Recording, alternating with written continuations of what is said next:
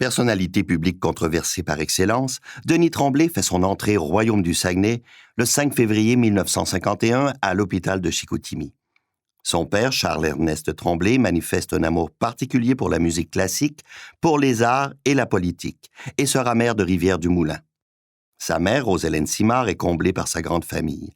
Dans sa jeunesse, le papa abandonne ses études aux Beaux-Arts à Québec pour fabriquer des meubles comme ébéniste, puis comme industriel. Son 8e gamin, Denis, se définit très tôt comme un artiste. Il dessine, élabore des plans et monte sa première exposition solo à 16 ans dans le hall de l'Auditorium du Four.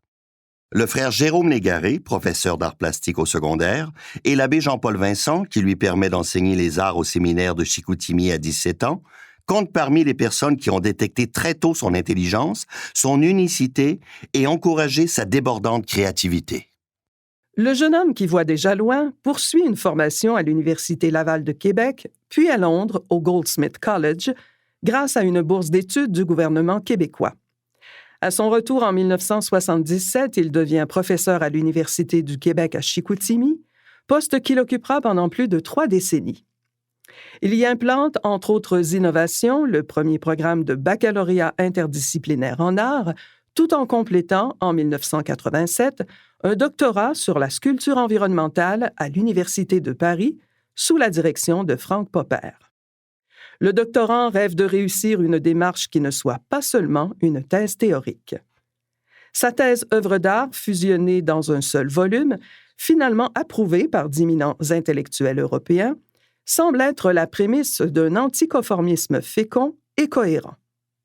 Entre 1973 et 1979, Denis crée ses premiers environnements autonomes, inspirés de la mouvance émancipatoire de ses années d'affirmation nationale. Il opte pour une création concrète, intégrée à la réalité, nécessitant un engagement social complet, mais on n'a encore rien vu. Le saloon funéraire et Obsession Beach soulèvent des remous médiatiques et heurtent la pensée ambiante. En 1980, l'idée d'un symposium de sculpture environnementale à Chicoutimi germe dans son esprit lucide et productif. L'événement, considéré comme fondateur de l'art contemporain en région, sera déterminant pour les créateurs d'ici, confrontés aux concepts et idées des sculpteurs issus de tous les horizons. Il rayonnera partout sur la planète artistique grâce aux nombreux participants venus s'y exprimer à travers les installations in situ qui ponctuent désormais plusieurs sites naturels de Saguenay. De 1983 à 1997, grâce aux tribulations de son alter ego, l'illustre inconnu et son international périphérique, personnage apparemment imaginaire plus vrai que vrai, l'idéologie de cet avant-gardiste se matérialise dans une œuvre pour le moins subversive.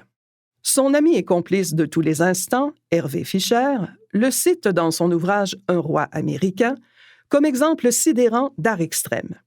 L'éminent fondateur de la Région d'honneur célèbre la mort de l'histoire de l'art contemporaine avec un certain éclat au Centre Pompidou de Paris sous la forme de performances funéraires manifestant avec force et protocole que l'art est dorénavant dans la vie. Un court-métrage tourné à cette occasion séjourne dans la collection permanente de cette légendaire institution.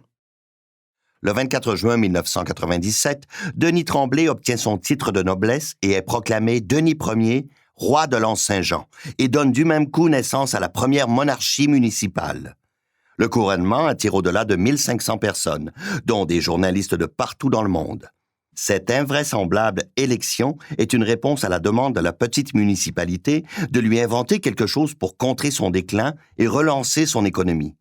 Élu à 73% par les citoyens, un taux de popularité rarement atteint par un gouvernement, le monarque s'octroie comme mission de créer une attraction touristique unique au monde, la fresque Saint-Jean du millénaire. Ce Really Made majestueux et fertile s'avère un franc succès. Cette monarchie possède ses bijoux de la couronne, son drapeau, son hymne national, sa monnaie et même sa bière, jusqu'à ce qu'une campagne de dénigrement orchestrée par les radios locales conduise à un renversement de la majorité des appuis. L'artiste roi abdique le 14 janvier 2000. N'en déplaise à ses détracteurs, cette autorité a été prise au sérieux par plusieurs institutions officielles, comme le Bureau du premier ministre du Québec, Robert Bourassa lui-même, les Conseils des arts d'ici et divers petits pays d'Europe. Et les trompettes de sa renommée ont retenti jusqu'au Japon. Reconnu comme un artiste transdisciplinaire, outrepassant les conventions, ce fidèle disciple de Duchamp maintient que sa région a donné un sens à sa vie. À ce titre, il tente de représenter le grand esprit de ce lieu, comme a pu le faire Arthur Villeneuve, par exemple, peintre barbier régulièrement vilipendé, dont il a piloté le sauvetage de la maison en 1994.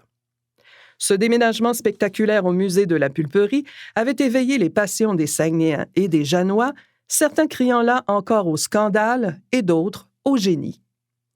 Un nombre incalculable d'expositions, d'allocutions, de conférences et de publications s'ajoute à cette carrière étonnante et prémonitoire liant art, politique et vie.